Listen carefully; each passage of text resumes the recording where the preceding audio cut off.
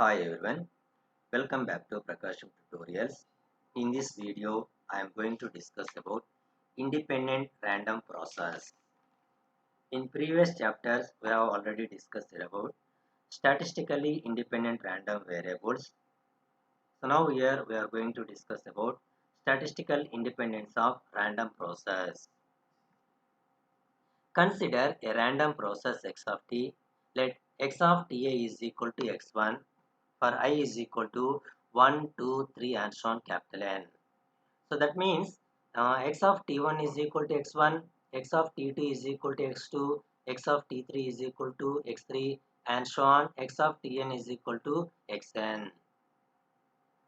So that x of ti is equal to xi, uh, be capital N random variables defined at the time instance, capital N time instance t1, t2, t3 and so on tn with density functions fx of x1 comma t1, fx of x2 comma t2, fx of xn comma tn, and n random variable density functions, individual density functions that are. If the random process x of t is statistically independent, so the statistically independent random process condition, then the nth order joint density function is equal to product of the individual joint functions of random process x of t. So that is fx of nth order joint density function fx of x1 comma x2 comma x3 and so on xn comma at the time instance t1 t2 t3 and so on tn is equal to, that is a joint density function of random process x of t is equal to product of the individual density functions. That individual density functions are fx of x1 comma t1 into fx of x2 comma t2 into fx of x3 comma t3 into and so on fx of xn comma tn. Similarly, now here in previous we have to consider single random process. That single random process is x of t. It has n number of the random variables x1, x2, x3 and so on xn. Okay, so consider two random process. So similarly, let us consider two random process. That two random process are x of t and y of t.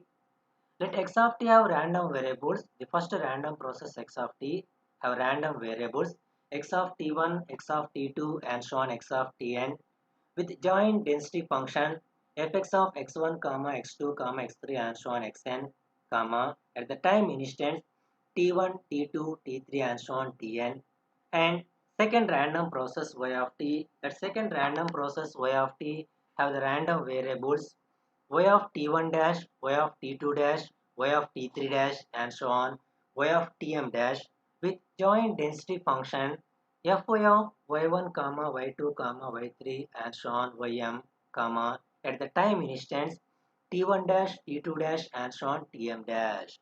Okay. Now here consider two random process. The first random process x of t, and that first random process x of t random variables are this one, and with the joint density function is this one. And the second random process y of t, second random process y of t random variables are this one, and with the joint density function is this one. Okay, that is the joint density function of the random process x of t and y of t is equal to the product of the individual joint density functions of the random process x of t and y of t. Mathematically, it is given by the joint density function of the random process x of t and y of t is f(xy) of x1 comma x2 comma x3 and so on xn comma y1 comma y2 comma y3 and so on ym comma, so random variable random process x of t time instance t1 t2 t3 and so on tn, and the random process y of t time instance t1 dash t2 dash and so on tm dash is equal to, that is a joint probability density function of the random process x of t and y of t is equal to the product of their individual joint density functions. So that is which is equal to fx